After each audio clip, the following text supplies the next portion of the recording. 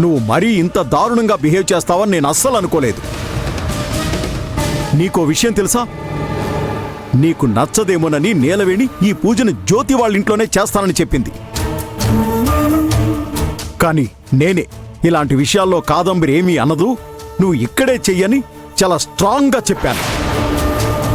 చివరికి తను చెప్పిందే నిజమైంది కదా.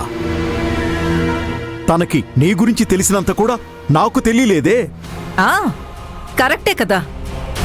ఆ అమ్మాయి నా గురించి కరెక్ట్గానే తెలుసుకుంది. అయినా అది ఎక్కడికో వెళ్ళి ఏదో చేస్తాను అంటే మీరెందుకు దాన్ని ఇక్కడ చేయమని చెప్పారు? నమ్మకమే, నీ మీదుండే నమ్మకం. నువ్వు ఎంత అరిచినా ఎన్ని గొడవలు చేసినా నీ మనసులో ఏదో ఒక మూల కొంచెమైనా జాలి దయ ఉంటుందని నమ్మాను. ఇలాంటి విషయాల్లో నీ ఈగోని చూపించవనుకున్నాను.